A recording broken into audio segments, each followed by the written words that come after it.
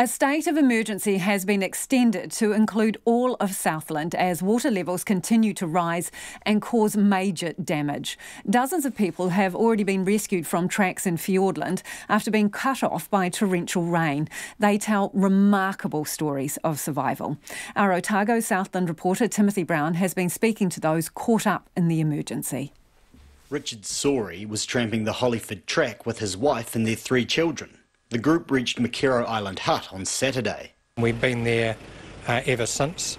The water levels around the island raised up to the level of our top bunk, just a metre below our top bunk. So we spent the last night on the top bunk, just hoping that the water would either go down or we'd be rescued. Mr. Sorey says the group was cut off from the outside world with no one else at the hut and no satellite phone to call for help.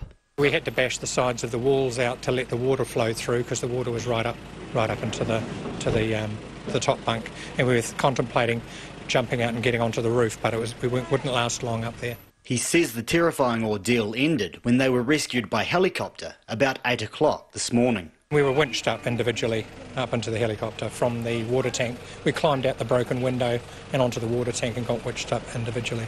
But all safe and well considering what you've been through? Yeah, just very relieved. The evacuation started on Monday. About 70 people were flown out of Fiordland from the Milford Road corridor and surrounding tracks. Among them was Tiano landscape photographer Will Patino, who spent Sunday night at Guns Camp. Mr. Patino awoke yesterday morning to find water surrounding his cabin and the Hollyford River swollen to an unprecedented level. That's when he attempted to make his way to Milford Sound. The river was up on the road and it must have been 10 feet higher than what it would normally be. It was horrifying. And that specific section where it leads up to Christie Falls, on your left, you got the river on the right, and then on your left is just rock face. And I knew from that point, no, you can't go forward anymore, because if you get stuck here, then that's it. You're going in the river. It's just going to lift you into the river. So I knew I couldn't go that way. I couldn't go back down the Hollyford. Will Patino says he managed to turn around and get to high ground. And after being stranded for several hours, he was evacuated by helicopter. He says 2 men came down from Howden Hut, and he told them they would be safer staying where they were. One of them was Josh Moffat, who was tramping the Rootburn track with 5 other family members. They set out on Sunday and got no further than Howden Hut after finding a massive slip blocking the path to Mackenzie Hut. They were among 15 people hunkered down at the hut with a ranger. To his surprise, another 15 people made their way over the slip. There were varying degrees of experience, but I think by and large they were pretty shaken up.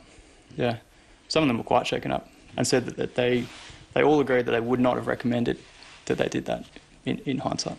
But now back at Howden Hut, the group of 31 all believed they were safe. Mr. Moffat says the rain was bucketing down and he hadn't slept a wink when rumblings began about 1:30 this morning. Some people started to hear faint rumblings and some shifting sounds, and then maybe 30 seconds of really loud roaring, bearing down freight train sort of sound, followed by splintering, crushing, and then screaming. The slip smashed into a corner of the hut, taking out 8 bunks and causing one set to pancake. One of the blokes that actually jumped up out of his bed as the noise started, which is super lucky because he was the one who was right on the corner where it actually penetrated the hut, and he was able to, as he jumped out, he grabbed a hold of his partner and pulled her out as well. So she did get a little bit bruised up as the bunks came down, but by and large they were pretty unscathed and very, very lucky. Josh Moffat says the entire group was left shaken and fearing what might come next with only headlamps to see through the pitch black night. In the morning they realised how lucky they all were. The toilet block, which is between us and another outbuilding, so probably 5 bays of toilet cubicles, was just non-existent, just wiped. Yeah. Not flattened, but... just gone. There was debris of it down in the river, and just as easily that could have been our whole hut. Mr. Moffat says they were relieved to see the helicopter arrive this morning. Undeterred, however, he hopes to return next year to complete the track. Hundreds of people remain trapped on the Milford track and in Milford Sound. However, they are safe, and it's hoped they'll be evacuated tomorrow. It is unclear when State Highway 94, the only road in or out of Milford Sound, will reopen, but it won't be this week. In Tiano, for Checkpoint, Timothy Brown.